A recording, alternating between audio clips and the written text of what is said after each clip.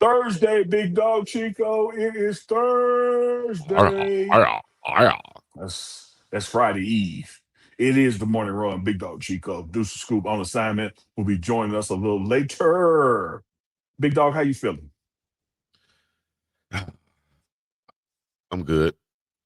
Had to check on you because the Lakers got that thing put on them last night. We'll be right back. It's the morning run.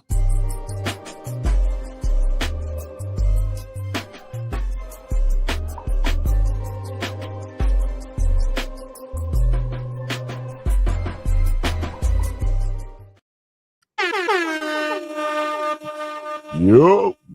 It's the morning run. Runners, mount up. It is 8 a.m. Hawaii time, 1 p.m. Eastern time, 12 noon. If you're in the middle of America, shouts out to all my people out there. Put your city, your state in the chat. It is your weekday vibes with sports and culture. Uncle Neely, Duke Scoop, Big Dog Chico, what's happening, fellas? What's up? How y'all doing? So, what up? Thank you. That'd be Deuce. Thank you for the high energy today. High energy, man. It's DOC right man, there. Appreciate it. Shout out to DOC in Dallas, Texas, checking in. We shout got out to anybody the from DOC, Dallas, y'all man. need to check in right now, man. Let us know what y'all got going on today. We got a few things to talk about in the sports world. What are you laughing at already, Dukes? What got you now? Man, I was just thinking about yesterday when you were talking to that troll when I was like, hey man, you know, I kind of had a moment or whatever, and then you was like, yeah, I got your back, Dukes. And that's why look, I was like, man, this dude, you're crazy, bro. What? Never mind, I'll tell you. Okay.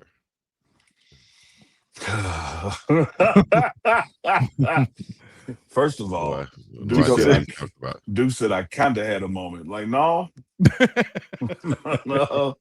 Not only was it not kind, it was for more than a moment. Yeah, my bad, man. But Chico had my back. About 15-minute stretch. Chico said, yeah. And that's why, never mind.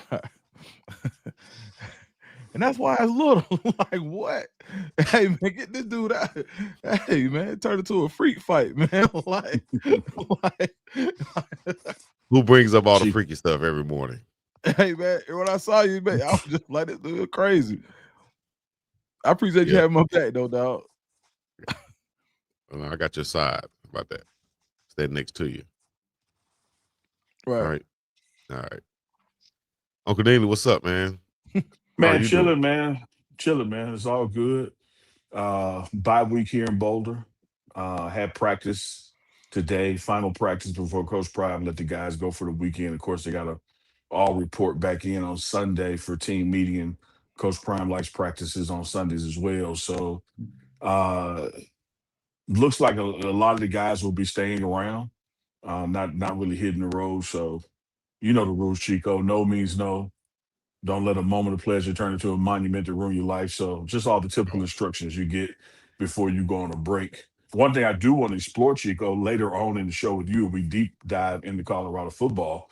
You know, as a former player, I know UAB had a lot of bowl games, but as a former player, how do you stay locked in, you know, when there's seemingly nothing else to play for the season? I do want to get your thoughts on that later on in the show. Okay, I'll give you my thoughts from my experience. Appreciate it. Yeah, I mean, we know you played in December every year, so you know. Yeah, PlayStation.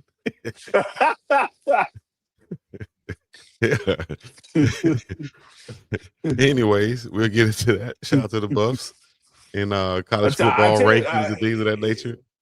But for real, Chico, I do want to get your thoughts on this, brother. Mm-hmm.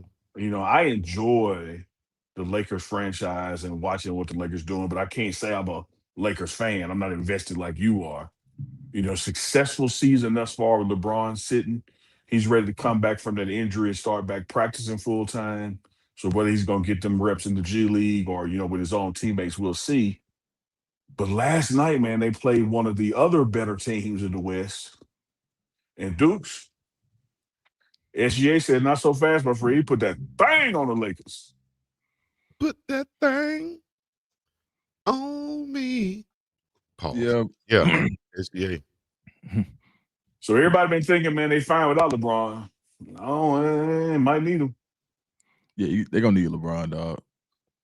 Like LeBron's still 23, 8-7. That's I about think right. I think he's good for that this year. 23, 8-7. Yeah, you can't just turn that away at all. And you can, and maybe he can facilitate and turn Luka into more of a scoring guard, right? Even though he scores, but he's kind of like the do it all. So he can maybe take some of that pressure off of Luka and help defensively. But yeah, I LeBron think defense for sure LeBron. I mean, one, he could quarterback. Two, he's still a great help defender. And I don't know now. And think about this, bro. When you say LeBron defense in the tone that you said it in, right? Mm-hmm. It's questionable tone, Ashton. Yeah. Right, for sure. So in this NBA, would you not say that he's better than the majority of defenders? Would you say he's a 51%, or would you say he's in the 49% in defense in the NBA? Oh, Or it's he's just in the upper. yeah, of course. Just Huh? but it's Athleticism, just athleticism alone puts him in the upper. Yeah, Chico. right. I'm asking Chico. But Would you say? it's I just asked one question, Chico. Would you say he's at the 51 or the of 49? I course. never got to get your answer. I'm just asking. I agree with Unc. He answered before me, and I agree with him. I said, of course, and I was going to say exactly what he said too. Off athletic ability, off of athletic ability alone, of course. But it's also uphill with him. He decides when he wants to turn it on and play defense, and when he does that, he's one of the best. But when he's not playing defense, he's in that 49%. It's like he Let me has to ask you turn on this: that switch. is that switch? So his switch being off, would you still say in the top in the Lakers starting five? Where would you rank him as far as defenders? Or the five they running out there now? Which would be Luka. I mean, listen, I'm not taking anything away from LeBron, but it is, if you watch him out there, you'll see LeBron lacking on defense sometimes, and help defense especially. You'll see that if you watch the Lakers enough. You would definitely see that. You'd be like, damn, bro. But then you be No, like, that's all I'm LeBron. saying is LeBron's defense would help the Lakers. That's all I said. Could if he comes in with the attitude of He better than of I Luka. see. balling. But I see where you're going, Dukes, and I'm gonna hop on the train with you.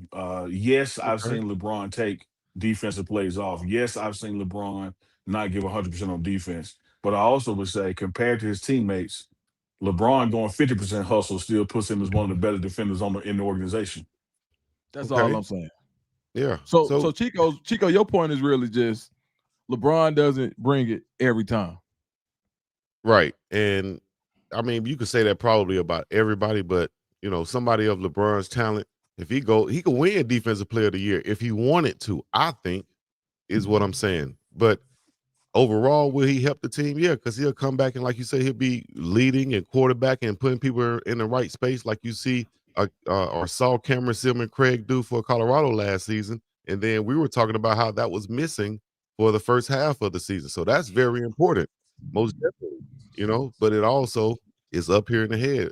Is he going to come back with that mentality? And I think, for the most part, he's been sitting on the sideline, figuring out a way that he can come back and incorporate his game into this team, that's been successful for the most part so far. He's sitting over there trying to find out, okay, these guys getting their confidence level up to the max. How can I come in, not disrupt this, not trying to make them play so much around me?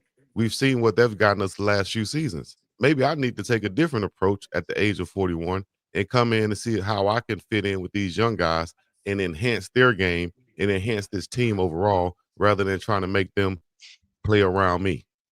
That's what I think he's doing. And if he comes back So, with that attitude, I think, yes, they'll be better defensively, offensively, and collectively. Most definitely. so Chico, as our resident Laker fan, with that in mind, you're now the head coach of the Lakers. You convinced LeBron to come off the bench? No. And I'm not, look, I'm ball your fist. I'm not suggesting that either. I'm just asking you a couple questions here. Then, with that in mind, offensively, as Deuce articulated, LeBron is still good anywhere from 22 to 28 points a game. When you look at their record without him, whose shots go down? Well, first Because of all, for him to get his, somebody got to get less. Yeah, first of all, I would run instead of challenging him to come off the bench. I would challenge him to maybe be that Miami LeBron and be that guy, not the first option as the scorer, but kind of like that dunker, kind of like that guy that's in that corner and coming off that pick and roll. Luka could dish it to. He could finish.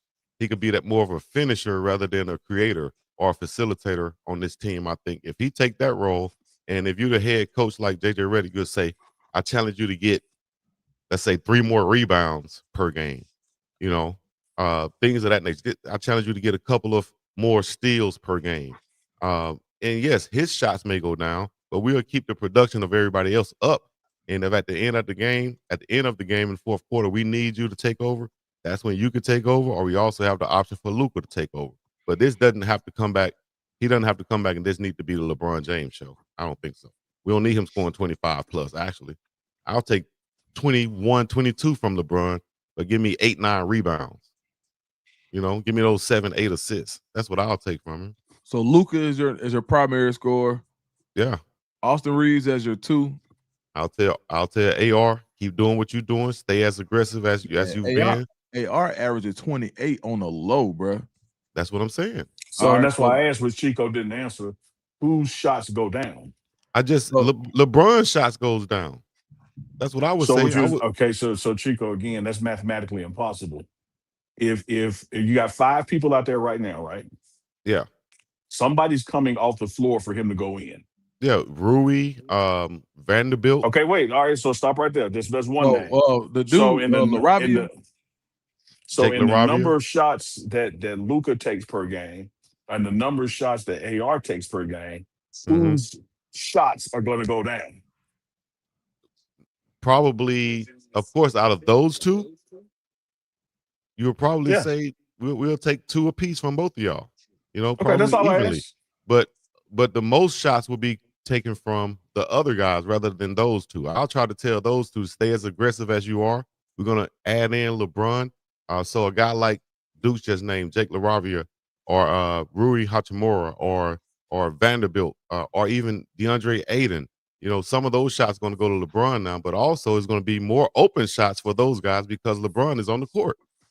So I got one more question for you, Chico, as our resident Laker fan and expert. You're doing a great job, by the way. Thank you, Sean. Of course, LeBron comes back and Lakers go on a 5-0 run. Hey, great.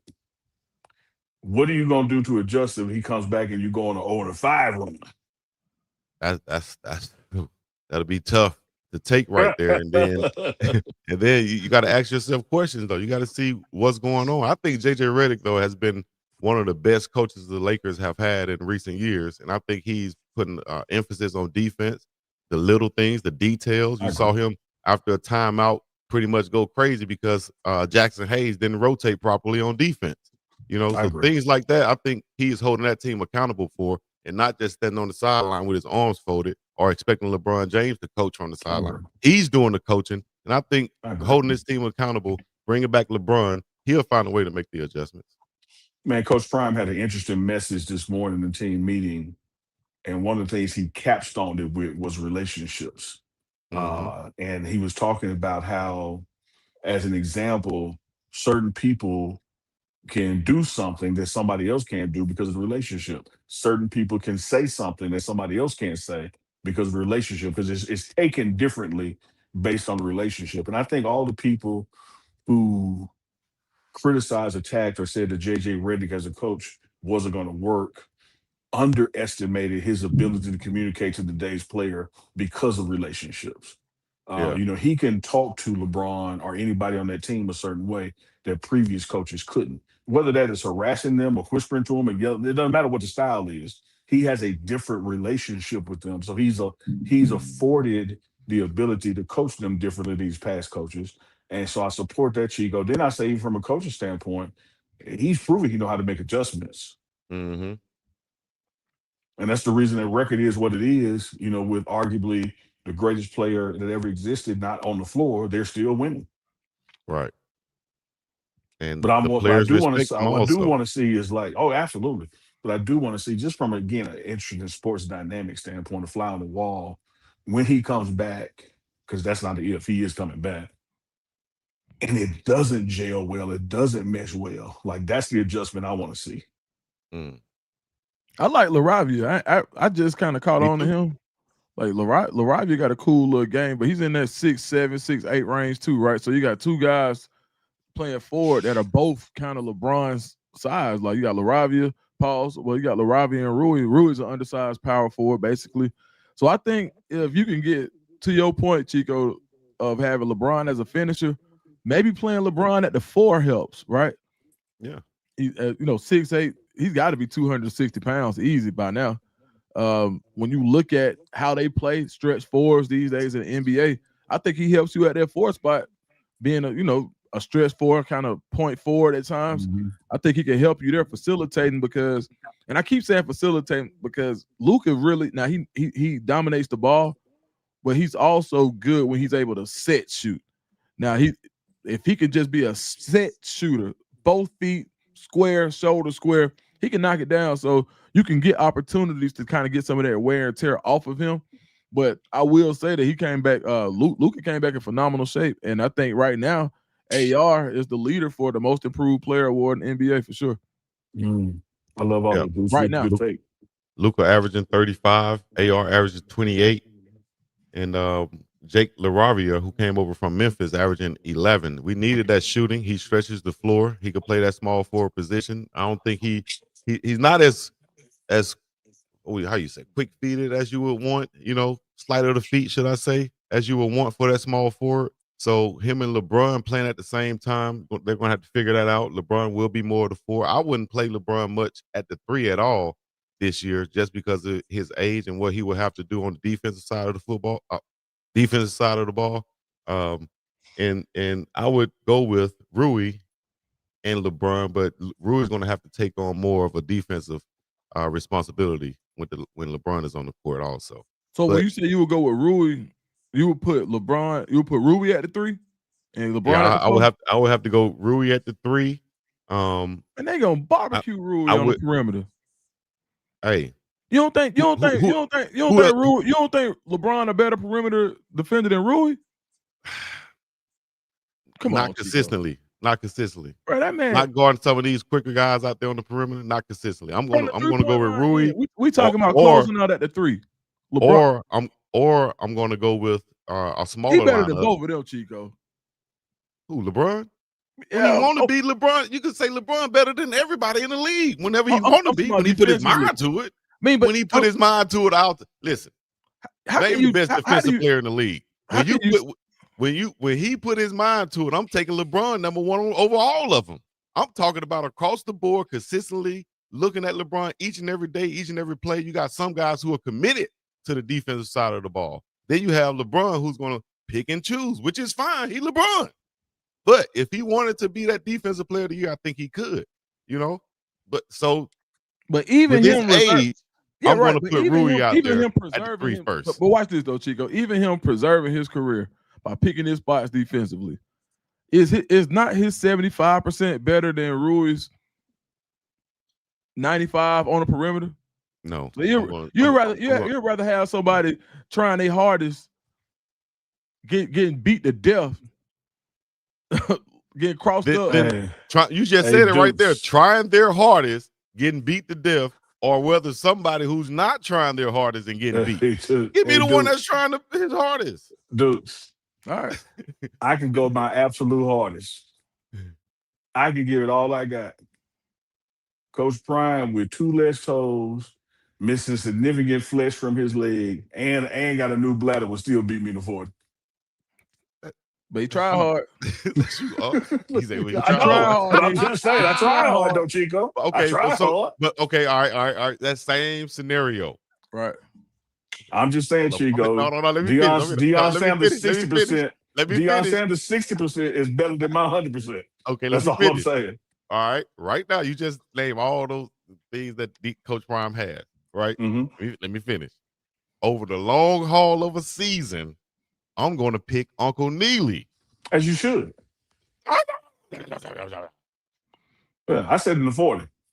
Okay, in the 40, but what did y'all have to run the 40 each and every day for the rest of the season? Attrition, I'm going to catch up. Yeah. That's all I'm saying, big dog. right there. As far as that Hey, goes, and that's same thing with Deuce. That's LeBron. Deuce. That's Deuce debate with you. Hit your cousin back. Why you swinging on me? I'm But sitting over look, here in the corner enjoying my Mickey's Hornet, and y'all, and you want to draw me in. hey, look. At the same time, though, Dukes, to your Because you point, know Duke's known to fight at the cookout, so you don't want to go too far right, with him. right. Hey, so look, to Hey, your don't put point that though, on me, Duke. man. To your point, Dukes. Now though, the Lakers have a little bit of more versatility by adding Marcus Smart.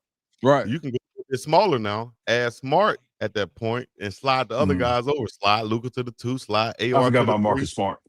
Right, and then you keep LeBron at the 4. Now your issue with LeBron playing on the perimeter, or my issue with LeBron playing on the perimeter, should be solved. He got a younger But who the Austin 3? Reeves there. Oh, Reeves at the Austin 3, Reeves, right? yeah, Austin Reeves will But have to be the 3. Chico, I will say this to you, man. Man, Reeves ain't good playing defense either, bro. And this is gonna become an That's ego the thing Lakers' now. problem, though, Duke. That's what I'm saying. LeBron probably the best out of them, bro. Hold up, Chico. Let me like you said to me. Let me Go finish. ahead. Here's the challenge though, and this is with winning or losing. This is with it working or not working. Because ego is a mofo. We all got one. Everything that is needed for LeBron to play another 3 years is right there with the Lakers now. If he diminishes his minutes on the floor. So like when I asked you earlier about like who gonna diminish their shots or who gonna do this, who gonna yield to him, like whether it ain't gotta be coming off the bench, like he can start. But if he's no longer playing all those demanding minutes, I think you can get him 100% defense, 100% offense when the minutes he's out there doing, because he ain't playing 40 of them no more. He ain't I playing love it. 38 of them no more. Mm-hmm. But I the love minute that. now we know him, we don't know him in person, but we know him. The minute he's sitting and we have a differential deficiency of say 8 to 10 points when he's not in the game, oh, he's gonna go back playing 40 minutes. And what you're speaking to early is that could actually hurt the team more than it helps it. Right. Because the team already has somewhat of a chemistry being built right now Oh, with him absolutely. being on the sideline. And that's a good thing. And that's why I think that he's smart enough that he will realize that, man, I don't need to come back in here and disrupt this. I need to come back in and try to add to this. That's what I think. Especially April, May, and June. Mm-hmm. Which that means, I'm not saying coast, that means watch your minutes February and March. Like there's no need, if the talent that's on this team right now, there's no need for him to be playing 30, 35 minutes a game in January. Right. And I think he realizes this at this point in his career. He has a coach he respects now, a coach that's going to be making those changes and that can, captain and be the, what do you call it? The captain of this ship, I guess you can say, Yeah. or But again, Dukes is like Chico, like we really yeah. saying the same thing. It's just like the Coach Prime example. He gets me in the 40 because it's just a 40. Mm-hmm. Mm-hmm. He doesn't get me in the 5K because it's a 5K. And so, like, if you Mm-hmm. do LeBron the same way, like if you manage his minutes, he has 100% in him offensively and defensively when it's just for 15 or 20 minutes. When it's for 38 minutes, that's when you see him standing with his hands on his hips. And that's that conversation that could be had by the head coach who he respects and that can challenge him and say, hey, I don't need you for 40, 38, 32 minutes. I need you for this many minutes and going 100%. That's going to relate to 20 points a game, 9 rebounds, and do your thing on the assist. Give me 2 steals. And that's great for you. But you know who the most important person on this team is in by next April for the playoffs? DeAndre Ayton. That's him. That's where they kill the paint defense last year. Kill the Lakers. That's who's going to be important. But to have somebody who can contend, you don't have to stop Joker. You don't have to stop. I mean, you can't let Rudy Gobert get off on you. Like, you know what I'm saying? Like DeAndre Ayton. That's what I'm saying. Yeah, like you just can't let that happen. So I think somebody just to kind of stop all those lobs, stop being able, like, because right now the NBA ain't nothing but 3-pointers and alley-oops. It's not really anybody turning their back to the basket, giving you a real dream shake or a post move. So as long as you got somebody who can really run and jump, what they call a rim runner these days, you find DeAndre Ayton may not be as athletic as he once was, but he still has that pedigree of super long wingspan. And you see that he makes an impact. Now that's somebody who you need to talk about giving they all every time defensively. DeAndre Ayton is I'm just saying, that's somebody. Go ahead. I was gonna say, you talking about a former #1 pick, a 7-footer. What are you averaging right now? 15 and 7. Charles Barkley once said, "How you 7 feet? You don't average 10 rebounds." And that's my thoughts too. How you 7 feet? You don't average 10 rebounds, dog. Yeah, I'm challenge saying him again. Right. Challenge him, dog. Some of these scoring opportunities that's coming to you will be taken away when LeBron come on the floor, and that answers Neely's question also about shots being taken away. And why will it be his opportunities? Because, dog, you can get yours, quote unquote, out the mud. You can get yours from rebound. We don't have to pass you the ball. Yeah, here's the putbacks. Yeah, you need to get he don't have to be involved in the offense whatsoever. Offense, rebound, and drop it back in there. But out of those 7 rebounds, I think only like 2.5 of those are offensive. See, you got to get better on that. You got to. And then out of the 2.5, he out of the 2.5, he smoked both of the putbacks. That's your guy. We're gonna bring to the Lakers this year. That's him. Marcus Smart is gonna be big, but DeAndre Ayton, that's the one. If you keep him healthy, you know how Wemby got with Hakeem Olajuwon. You need to bring in a guy like Charles Oakley for DeAndre Ayton and just get physical, dog. You need to get elbowed a few times and realize it's not gonna hurt you, and you need to do it to somebody else too. Come on, man, you're too big and too strong, and you're a former #1 pick to be out there hit floaters all the time from the free throw line. I don't want to see you shoot no more floaters. Pump fake that thing and drive. Get to the free throw line. Make them foul you. Especially a Rudy Gobert. I can go out there and box out Rudy Gobert right now. And then, man, go.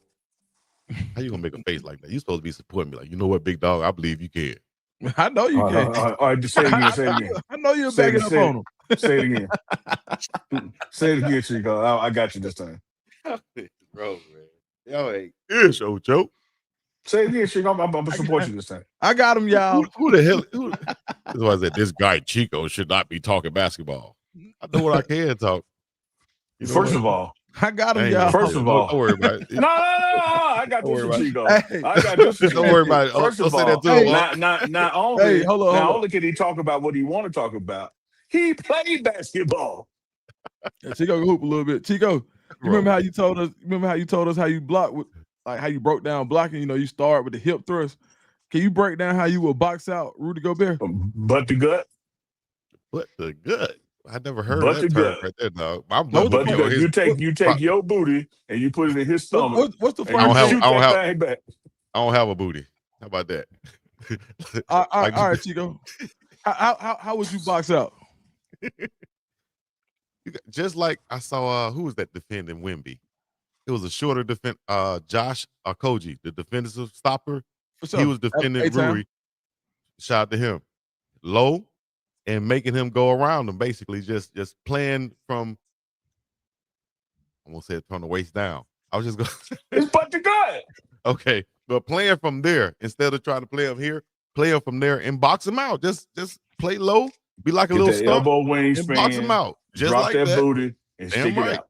You ever played? And if you put that Robin in there, you can actually wiggle that booty a little bit too. You ever played? And that really make them back up. This is what got me, and this is what prepared me for a guy like I'm not gonna call the name, but anybody who was a top player who was very tall that I played against. Marco for this line. Marco Killers, he was 6'9". Yeah. I'm just saying, like, anybody I played against that was taller, this is what prepared me for it. It was when I played in the coaches versus student game one time. I was in the 8th grade. I still remember this. And we played against the coaches, and I remember thinking, man, we about to kill these old men. And I tried to box out one of my coaches, and it just felt like he had a bowling ball back there. I was like, this man's strong as hell. I can't box him out at all. Right? You boxed out your coach. It felt like he had a bowling ball back there.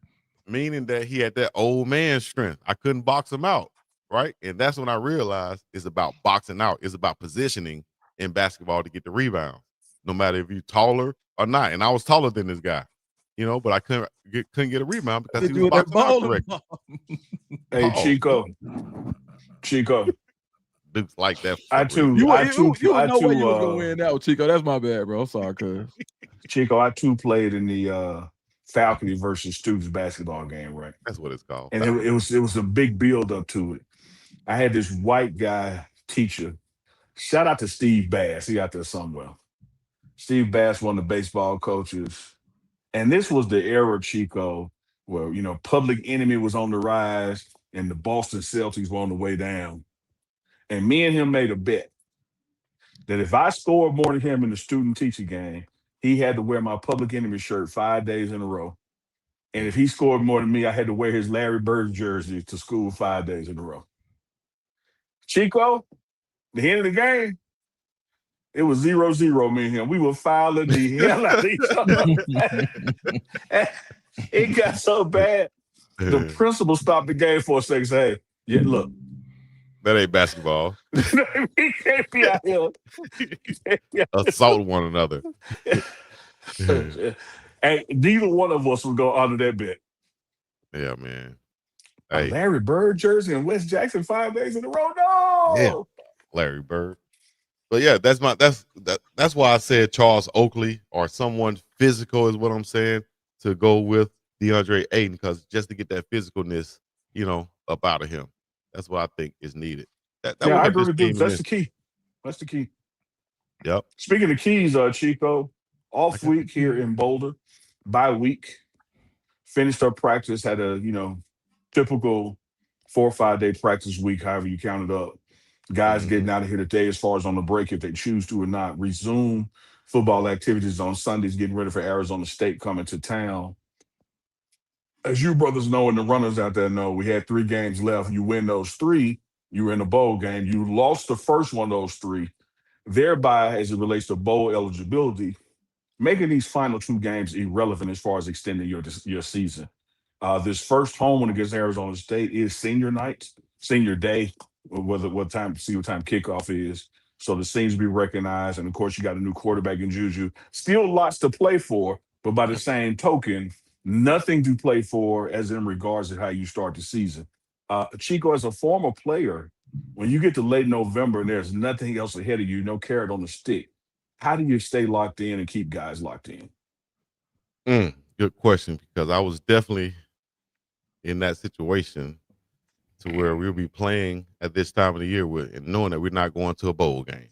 So what in the hell do you play for? And that's what, when I told you I had a conversation with my old coach yesterday or day before yesterday, he always had this thing he said was PRIDE, pride. We used to always have to break down on that after every practice or before, whatever. That was our breakdown, PRIDE, pride. And that's what you're playing for now, dog. You playing for the fact, and then nowadays it's even more because you got transfer portal out there. And like Coach Prime said at that practice, you putting film out there for a potential landing spot for you. So hell, nowadays it's pride and it's yourself, because who knows where you'll be next season the way that college football is set up now. So hey, you better go out there and ball out and try to win and try to do your best. So, pride and self. Dukes, what you got? The same thing. I think I think you're playing for, you got to play for your spot too. I think this is an opportunity to the transfer portal give it, also take it away. And not only does it take away your good players, but players who aren't cutting the mustard, players who really haven't really been able to contribute this year, they want to show their worth as well. Because at the end of the day, before you go out here and you go, that transfer portal can be a cold place. We all look at it as far as the players who get who get picked up first, or the guys who are starting.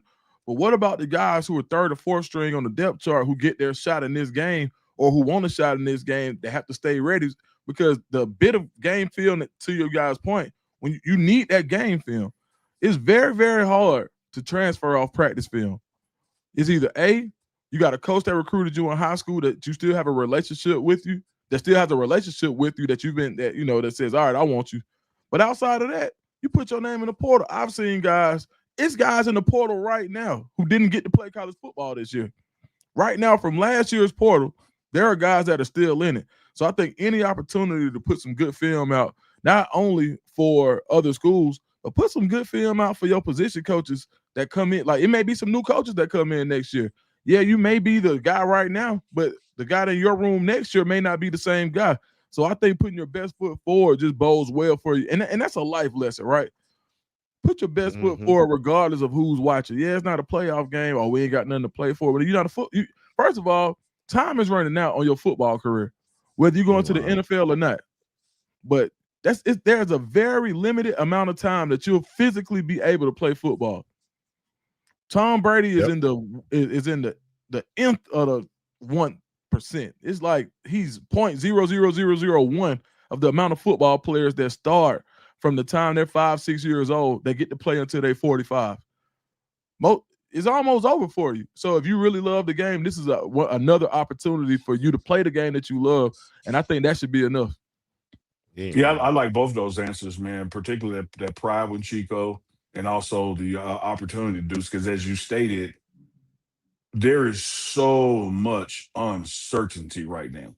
Like, you don't know anything. I said before, and let me say it again. Rick George will be back as AD. Deion Sanders will be back as Coach Prime. Other than that, you ain't going to tell me you know something. That's something that's guaranteed locked. And that goes for players, coaches, position coaches, assistants, coordinators, cafeteria staff. I don't care what it is. Everything's going to be looked at, reevaluated, reorganized, et cetera, et cetera. Coach Prime said himself, there will be changes. So what is the one thing that you can't control as a player? Well, to me, it's your effort. And so, all the time. Why not, as you said, Deuce, go out with your best on film? And whether that film is to help you internally, because you have to re-recruit your own team should you want them, or help you externally. Why put something bad, on tape, lackluster, on tape? Also this morning, Coach Prime called up all the assistant coaches, the assistants to the assistants, so the Rashads to Jason Phillips of the world, and asked them, hey, give me a quick something about this last practice before this break. And the theme across the board was, treat today's practice like we got a game for Saturday. Don't treat it like we're going to be off for a week. Go into it with a game mentality. That way when you come back Sunday, it's not this hard reset. Like, make this practice your best practice, instead of practicing with one foot out the door because you got a flight that leaves in 3 hours. Make this the best one. You had that kind of theme across the board, and I think they really responded to it. But we are all human beings, and we all know when you look at that calendar, we don't have nothing on the schedule after December 1st. And so these are the final two, and then the final two don't impact anything as far as the program goes, but they do impact the individual. And I think if you get these individuals to give their individual best, that equates to the team best, because Juju ain't cashing it in. He the heir apparent for next year. These receivers ain't cashing it in because they know, they got to have a room next year. And so you got to look across the board at position by position and look at guys, that want to be here or are going to be here, and put together, man, a winning game plan and try to go out with the arrow from a win-loss standpoint pointing up. You can't do anything to change Georgia Tech, Houston, Utah, BYU. But what you can do is win your last game, win your last two games. Like, you can go out of here, let's say, for instance, you, Juju, you can go out of here, 2-1 or 1-3. You can control those things, and that really does set the tone for spring ball, because now that portal has been removed. So whoever comes in and out for this December portal or January portal, whichever it is, that's your team. You ain't got to worry about that spring one no more. And so now you're going to have your guys spring. You're going to bring in some new guys in the summer, when summer school ends. It's a better taste in your mouth, pause, for August 22nd or September 5th, whenever the first game will truly be, if you win one of these last two or both of these last two. So in my mind, you got something. You do have something to play for. Pride, as Chico said, and opportunity, as Duke said. Damn right. Yeah, and then too, the other part is, now you're not ruled out of a bowl game technically. Nope. No, there's a way to get in with 5, and I'll tell you Yep. what, if there's any team that could get in with 5, it would be this team, because this Until, team has the grades. That's the first thing they go by is, okay, we don't have enough 500 teams to fill all the bowl slots. yeah. Who are the teams with 5 wins? All right, Yeah. it's these teams. Then they look at the grade performance of those teams, and because this team continues to set and break its own record scholastically, and then with the drawing power of a Deion Sanders coach team, it would check both boxes. That's what they're looking for, that drawing power for sure. After, like you said, those academics. So if you can bring some eyeballs and you have 5 wins and you mess around, don't have enough teams that they can bring in with 6 wins, bam. Colorado, I think, would be the first pick of the 5-win teams. But you got to get there first, dog. And it starts with the next one. And that's what goes back to where we was answering the question on why or some reasons that you know, how can we stay up to play to find a way to get a win in these next 2 ball games with Colorado. Yeah. Hey, we got And some then quotes with right here. Go ahead, Unc. I was going to say, with the first coach coming in, being one that Auburn is looking at, you know, he ain't trying to go out with no loss. Mm-hmm. So, like, the people you're facing, they up for you. Can you get up for them? Right. Pause. Absolutely. Shout out to Yaya Atia, talking about the young core of Colorado. What do y'all think about this right here? You saw last week, the Big 12 Team of the Week featured several buffs on there, and all of those guys were recruited by Coach Prime and brought in. These are non-transfers right here, brought in out of high school. And you see Yaya's quote. What do y'all think about this right here? Man, I love it, because it's why we continue to say, with our individual opinions on this program and then the collective opinion of this program being the Morning Run, that the arrow is pointing up. The future is bright. You know, no one planned to win 3 games this season. We got 2 left.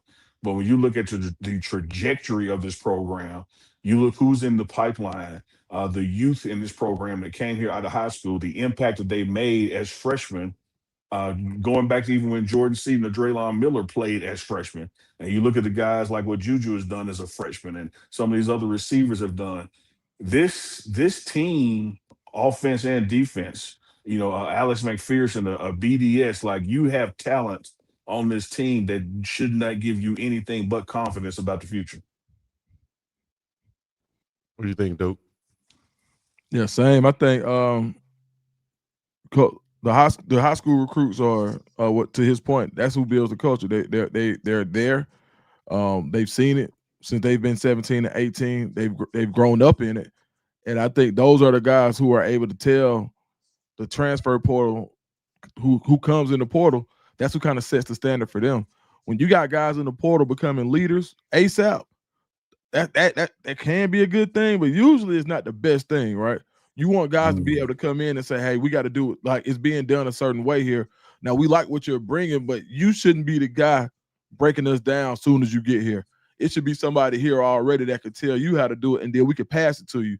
And I think that's important. So now that you have your quarterback who's been raised in the system, you've got receivers who've been raised in the system, you got guys who signed out of high school who made this their first decision.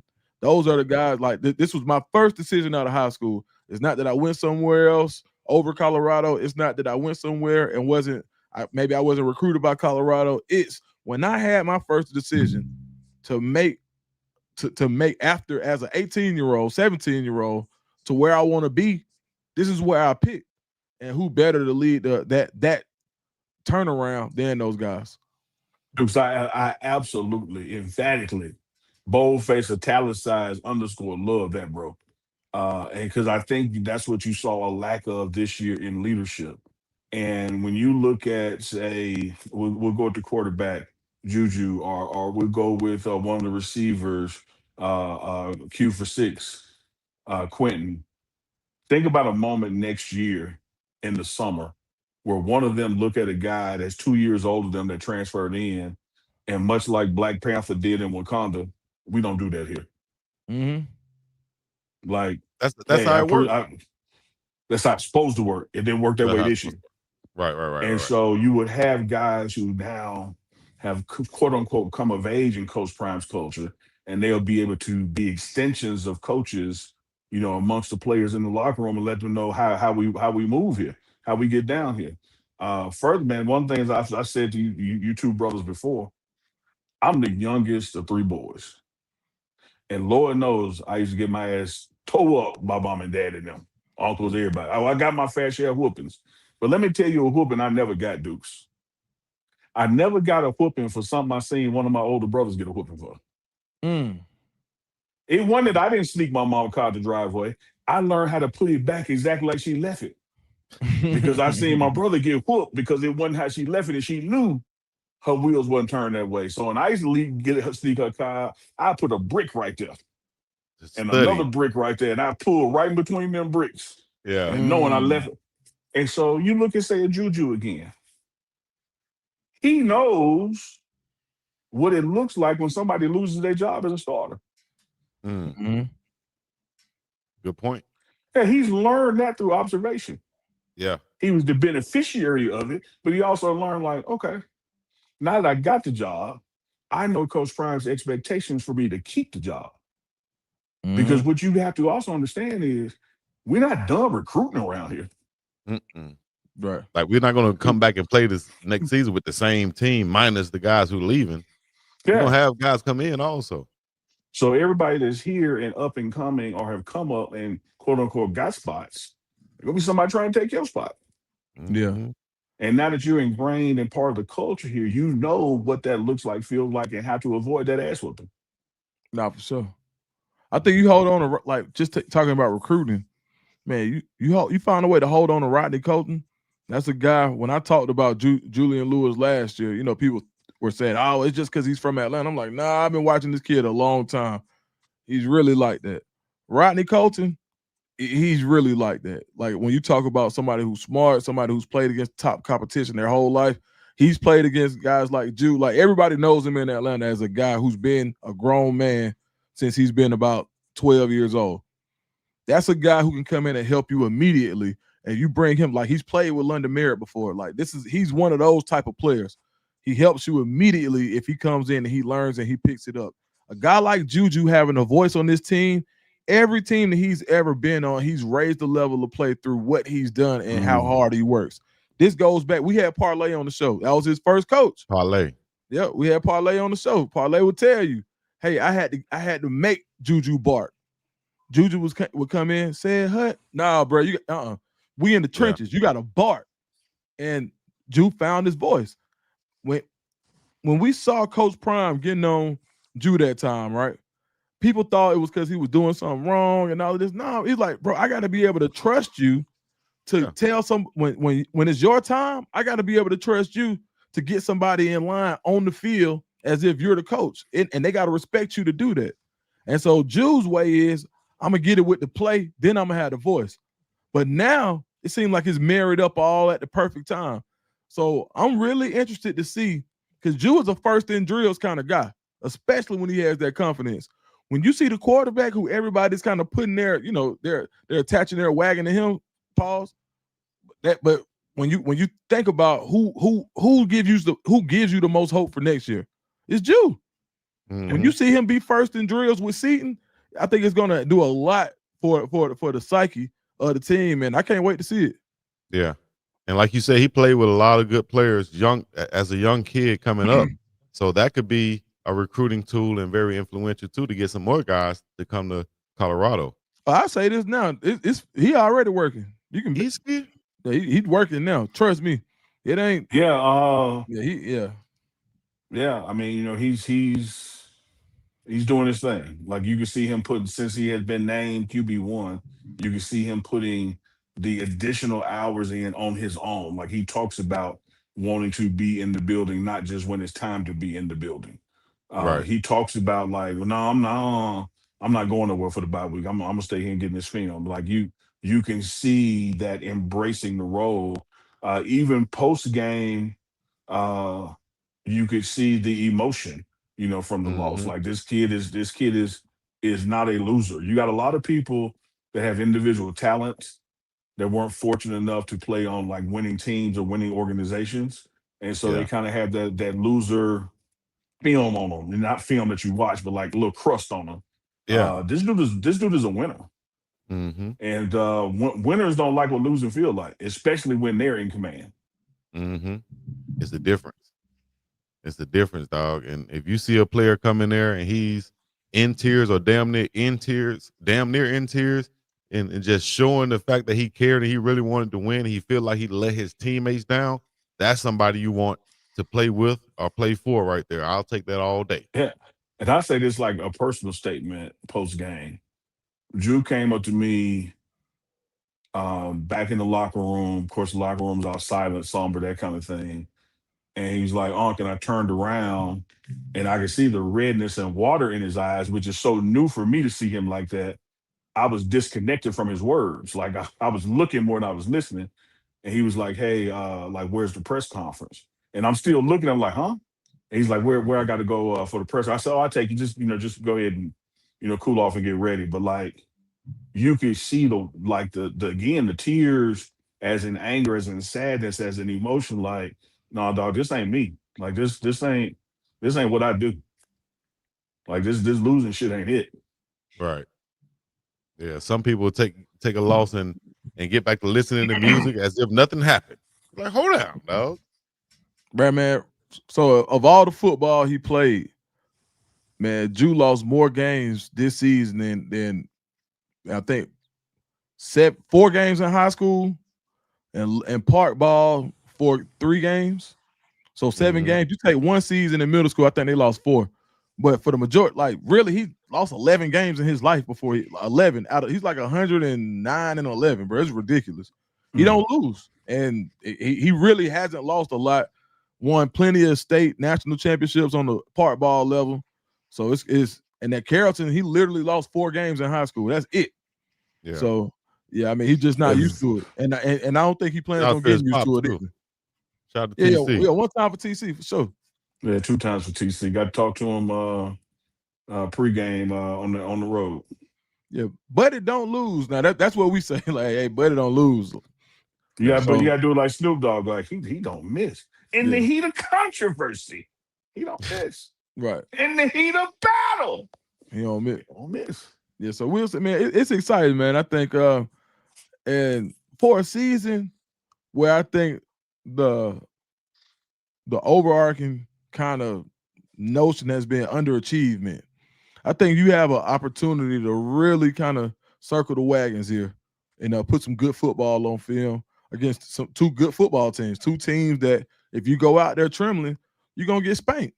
So I think having a practice like said was had today, and taking that type of mentality, still going to practice on Sunday, I think that's real. So they are gonna practice Sunday, right? Yeah, I'm pretty sure Coach Prime is a Sunday practicing dude. So Yeah. I know team meeting for sure on Sunday because he gonna eyeball everybody to make sure they're back where they're supposed to be. I tell you what, I bet you don't nobody miss this time. Bet you that. Hey, I tell you what. I tell you who's happy also to see Julian Lewis back there and getting those opportunities. Who am I about to say? Hey, with you, Chico, we have no idea. Football wise, Unc. With Cordell you, Chico, Stewart? We have no idea. No. Cordell? No, shout out to Cordell Stewart. He would be happy too. But the receivers, Omarion Miller, 6 catches, 131 yards last game. He's ready. He's happy to see Juju back there. He's getting no opportunities, man. Receivers is a dependent position. We can run route the whole game and not get a good ball thrown to us. So my that's bad, what Chico. I'm saying. Go ahead, I was gonna say I did see where they made mention of the focus being to take more shots downfield. So absolutely, that's what came out. I got to make sure I got that quote from the right place. Like you did me one time. I said that. Oh no! I mean the player said it. I think. Let me tell you something, man. Yeah, I think Omarion Miller said it. I was saying something one time. What Duke said it. I said that. Yeah, I did. I do remember that. Chico on the background. You know, Chico will never give you credit. You know good damn well that your brother Duke said that. Because I'm gonna tell you this. Not only is that true, let me tell you something, Chico. And my favorite 88 Michael Irvin got in common. Oh yeah. Stand there and talk to him. And I don't care what the story about. That story gonna end up being about them. All roads lead back to Chico. I don't care what exit you take. I don't care which way you go. Like, damn, why I keep seeing these exits say Chico Cleveland? Like every road you get on is a Chico exit. Because that story gonna get back to him. Shouts out to Michael Irvin. Shout out to him, man. Playback. I can't wait to go to Playmakers though. I haven't went to Playmakers yet in Dallas. Yeah. And he talked about one time how the kid who just passed away, unfortunately, he used to bring the defensive line there to eat and stuff. And I was like, that's a great business move for Michael Irvin to have a Playmakers right there so that the fans and the players can feel like, hey, I'm coming to eat with Michael Irvin or at Michael Irvin's joint, at the Legends joint of Dallas. Like, that should be there forever. That's a great move by Michael Irvin. I just want to give a shout out to him. I can't wait to go. I'm not a former Cowboy or anything, but I'm a former playmaker holic. I'm gonna make sure they charge your ass double when you go. Why you gonna do me like that? Because all they hate you be doing. Hate? Who I hate on? The Cowboys. I don't hate on the Cowboys. Just like to see that face right there you make sometimes. Paul. Shame you gotta say Paul. All roads lead back to Chico Cleveland. Deuce the Scoop. Yo, you got a meeting you got to get to, man. That's Tuesday. Today? Okay, just on Tuesday. All right, we'll keep that in mind. We didn't want you to just disappear like a ninja, like Adam said.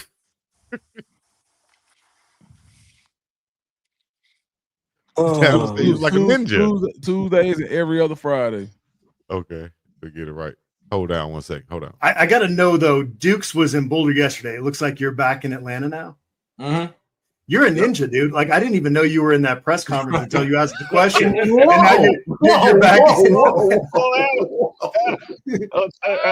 Call me a samurai. Dude said, call me a samurai. All right, samurai and Sweet Feet over there.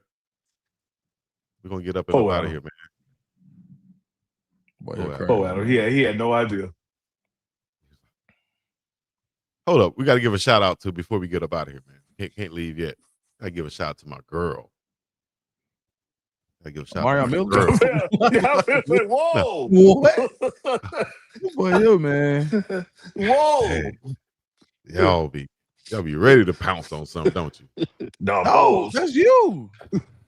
You're the pouncer here. Give a shout out to my girl, and you put a receiver up. Like, what are we doing? AUDI Crooks set a program record with 43 points in just 20 minutes. Hey, Adam in here. Thursday. See y'all next week. Adam in chat. Yeah, what up, Adam? Shout out my dog, A-Down. He's get busted. Y'all heard it next Thursday. So to the chat out there who've been keeping up with the flow, Adam was supposed to be this week, but because we had a bye week, we switched him to next Thursday so we could talk about the game that was coming up. Shout out to Adam. Yeah. He gonna drop in like a ninja. Chico, go back to Iowa State, the 40-20, man. Don't put up a Mario picture now. Bam. Like I said, AUDI Crooks set a program record with 43 points in just 20 minutes with number 16 Iowa State in the 97-50 route over Valparaiso on Wednesday in their first ever meeting between the two programs. Talk about Big AUDI Crooks and what y'all think about her, and also some of the best women post players ever in the game. I think she's going to be one of them.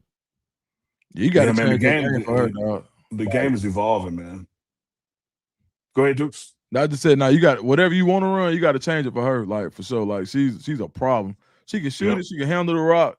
She rebounds well. She puts she's a really good basketball player, and she only a sophomore. I thought she was, when I saw her last year, I thought she was like a senior because I wasn't hip.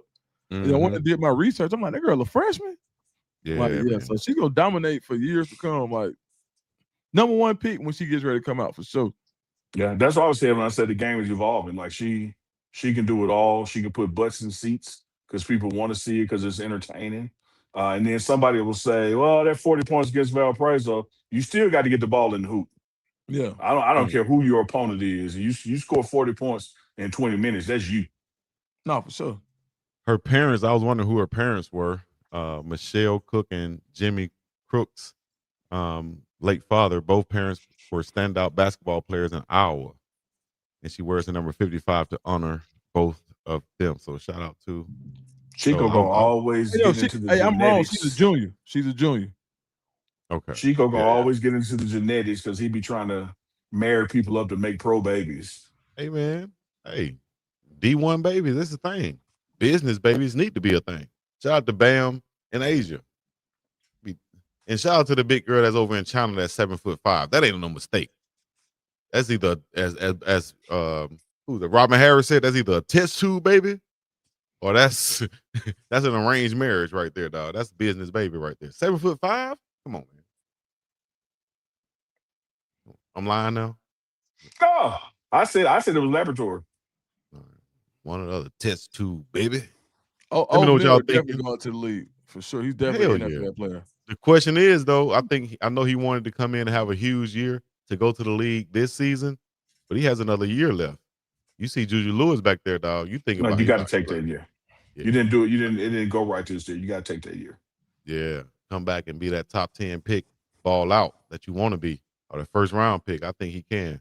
Shout out to Amarion Miller. Yeah, he got all the tools. He got. I think one of the things when I talk to people about him is they want to see him run the whole route tree, and I think you got a quarterback that you can run that whole route tree with. Like, Juke can hit you like whether you running the slants, the digs, the posts, the drags, the flags. Don't matter. Whatever you want to run, not just the bang eight, right? So yeah, definitely him being able to. Yep, that's it. You know, him being able to show he can run the entire route tree is going to be good for him, and I think he has every bit of the ability that it takes for him to go high in the draft. Shout out to Michael Irvin, bang eight. Damn right over the middle. Bam, take them licks. Yeah. Put your black fist high for Dukes. Take your Velcro beard off for Unc. Stroke your strap on for Chico. You wrong. You got and tilt your head back like you can actually feel it. As if he feels something, yeah. You got a bowl with it. Put an arm behind your head like you actually feel something. Funniest thing in the world, I got a bunch of uncles. I said, Cam, your freaking uncle on the phone. He said, man, what Uncle Chico doing? I already knew. Did he not, Chico? He did. I'm still on the phone. Oh, yeah, he's still on the phone. He said, what Uncle Chico doing? He ain't say which one. He ain't guess wrong. Yeah, he knew say it which was Chico. uncle. He said, who you talking about, Unc? He said, what Uncle Chico? He did. He sure did. He was like, oh, I thought you was talking about the one that had his beard connected to his hat. You know, he take his hat off and his beard come off too.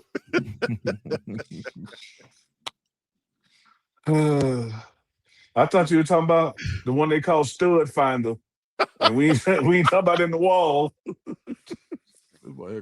Chico the Stud Hunter. All right, man. Dude say he got time for this nonsense. I'm getting the hell up out of here too, man. Thank y'all for coming out, for having a great time right here on the Morning Run. This has been another episode. 11, 13, 25. Stud Finder. Hit the like, subscribe, comment, share this thing. You got 8 seconds of engagement. Let somebody know about the Morning Run.